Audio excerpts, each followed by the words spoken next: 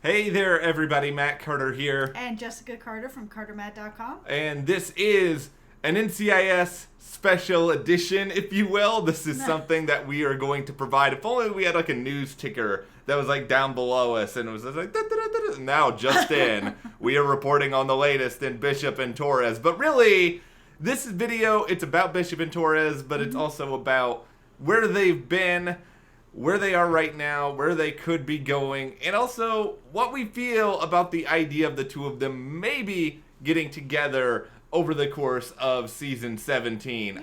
I think we got a lot to discuss here. Yeah, there's a lot going on here. All right, so before we talk about any of this, if you like this video, be sure to give us a like, subscribe, and hit the notification bell, because every Tuesday, Jess and I, we are here breaking down NCIS episodes, previewing what is coming up. You can watch me be confused by whatever nickname I give to Slibs Street or Slibs Creek or what was Slibs River. Slibs Creek is River. Slibs... Someone came up with Slib Stream, which is, getting you on the stream towards Slib Street, which was something you came up with. Yeah, no. And we all moved in, and somehow you. I vacated the property and ended up in the river. You ended up in the river. But anyway, kind of like bodies on NCIS. But anyhow.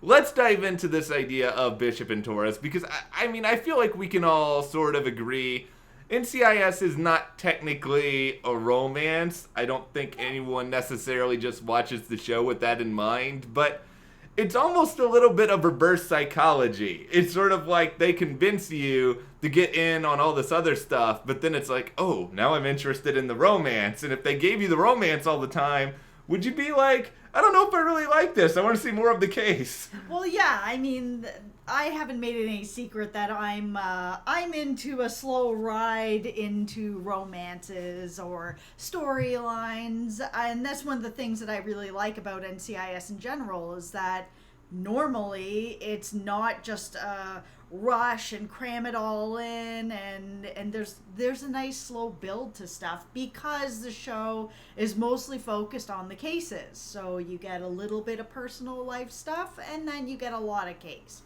And I feel like if we were, as I'm putting down Coco Vanderwolf, but like if we were doing this video, maybe 2 years ago, it would feel like this would not work because it would feel like it was way, way too early. And we would not have just been like on a slow ride. We would have been like on a no ride. Yeah, no ride. That's even better than what I was going to say.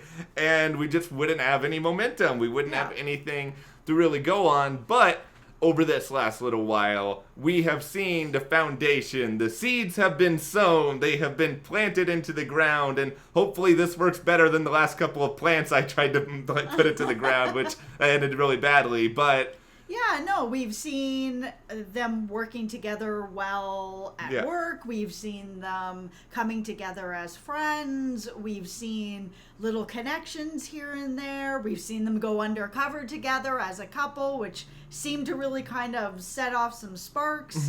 There's been a lot that's come along through the slow ride. Yeah, and we've also sort of seen, I think, Bishop arrive at this point now where maybe she would be open to something like this.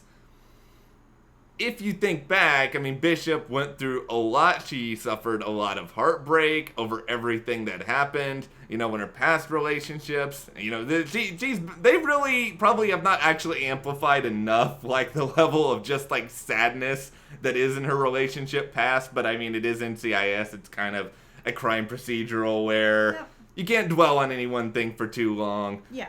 And, for Torres, we've seen a little bit of him dating. Yeah, a little bit. Not a lot, but a little bit. Sort of mentions here and there. Yeah, and I just think, though, for Torres as a character, with Bishop, we have seen enough of a foundation to know that she can handle being in long-term relationships. Like, the end of some of these things were not of her own doing. No. In a lot of ways. And that's why it's been interesting for the past, at least, like the last half of last season, the beginning of this season, where the focus of this ship has been sailing more on Torres' side than on Bishop's side. We have seen her get a little bit, I don't want to say jealous, but a little bit contemplative and thinking about it when he's been going out on a couple dates. But it has been a long time since we've really seen more of Bishop's side of things. To be fair, she's been dealing with Ziva coming back from the dead and her harboring this secret from her whole team for a long time. So she's had other stuff on her plate where she's not really been focusing on, do I have feelings? Do I not have feelings? But it feels like Torres more has been dealing with that. Casey's called him out. Ziva's called him out. He's almost called himself out in the elevator with Sloane. Things are coming together a little more for him, it feels like. And Bishop's kind of an interesting character in that way, that you don't always really know where she's landing on things when it comes to her feelings. She's kind of closed off in a weird sort of way, but I think she's similar to, I think the writers have done a good job of writing her, because I think we've all had that friend in life where you think you know them fairly well, they're open, you understand their interests, but you never really have that deep conversation with them, and you never really kind of like dive in there, and I think that's difficult for someone like Bishop to really do. At least just based on what we've seen. Yeah, and that's a really good analogy. She is sort of like that friend where you feel like you really know them, but you kind of don't. That there's just, they've given you enough to feel like you know them, but there's more that's going on inside. And what's happened with her and her past relationships, it's not surprising that she might not be focusing on that right now. That maybe she's interested in Nick and there's been some connections there, but maybe she's focused on other things right now, where maybe Nick is a little more open to something, because he's been dating around and having fun, but nothing's really sticking. Yeah, I think if I'm gonna like cast a big theory out into the river, this is not Slib's River, this is another river, but this is a new river. This is a new river. If I'm going to cast something out there and do, I think Ellick is like the ship name, which doesn't really roll off the tongue all that well, but no, but still, I would say that the reason more why, like Boraz. Yeah, I understand why they don't call it Boris. I know, but it rolls off the tongue It does roll off the tongue nice. Well, Slibs is not the greatest ship name either, but it works. It rolls off the tongue. Let's face it, I think ship names, they are created to be written and not often said. I think we can all agree on that. But I think the reason why the writers have kind of told the story of Nick and Ellie in the way that they have is because Torres, there's a lot of just comedy from, here is this guy who acts all cool and tough all the time, having feelings, he doesn't really know how to handle them, he represses them a lot, and I think beyond all that, this is also someone who, when he joined NCIS, he was a deep cover operative. I mean, he spent a good percentage of his adult life pretending to be other people. Yeah. So I think for him now, this idea of, I have these feelings and they're related to my own life and to me, I don't know what to do with myself, let alone other people. Like, how do I handle this? Yeah, and I think he's got himself almost like, in some ways, where Gibbs was, where he's got his routine. You know, he likes to work out, and he likes to have his protein shakes, and he likes to come into work, and he likes his friendships with the people at work, and he likes to go out on casual dates. And that lifestyle works, because in general, there's nothing that he's really too attached to. Yeah, he's attached to his work. Yeah, he likes to work out. Yeah, he likes to go out on dates. But there's nothing that's there that he couldn't leave if he needed to. Yeah, and I think that eventually we will start to see some things sort of spike up. We've talked about this on the channel before, little comments that are made. We, with Casey, we even saw it hilariously with Ziva. Yes. She pointed out really, really fast. So I think the next question then becomes, how fast do the writers want to take this slow ride? Are they going to speed it up from maybe 5 miles under the speed limit to going to speed limit? Maybe they're speeding down the highway now. Well, it feels kind of, they're in an interesting place because it feels like there's these two ships going on at the same time now. We've seen a lot more movement happening with Sloane and Gibbs. A little less happening over here with Bishop and Torres, more with Torres, less with Bishop. She kind of seems to be doing her own thing right at the moment. Yeah. That doesn't mean she's not interested, but that it's a strange balance that's going on with two possible work romances at the same time, and going back and forth from all four of these people.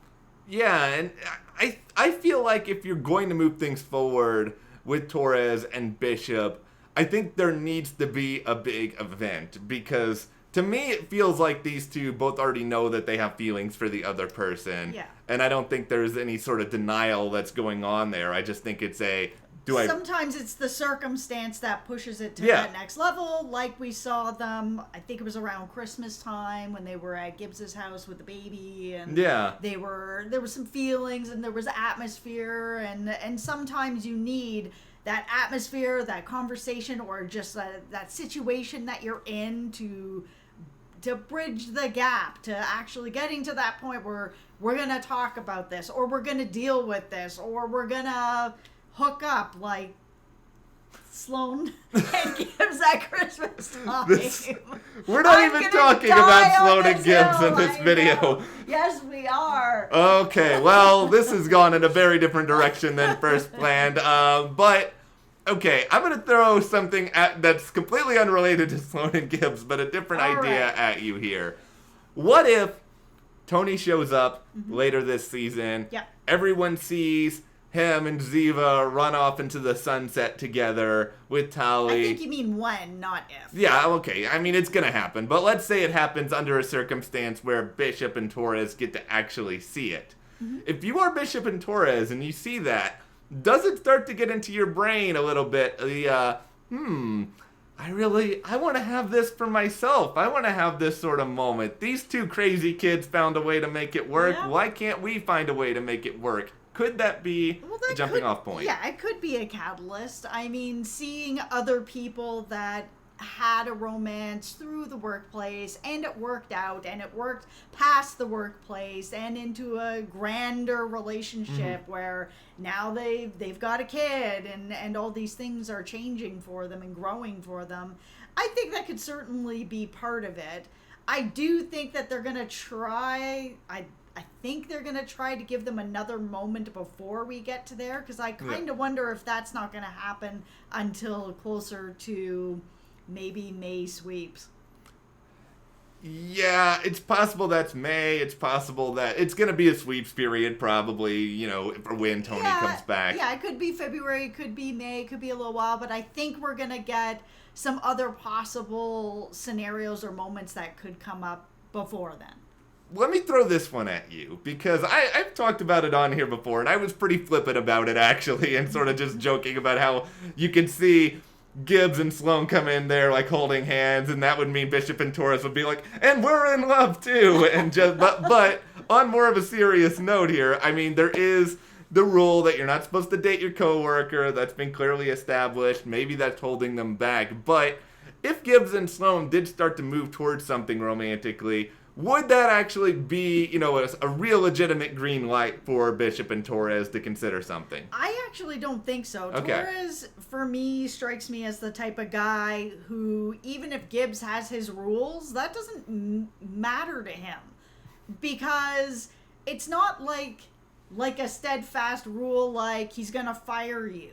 He can get really mad about it, and he can make it real difficult for you, absolutely. Yeah. But I can't see Gibbs actually firing Torres and firing his agents off the team, or shuffling them around, or kicking them out, or doing anything to them. He can make them miserable.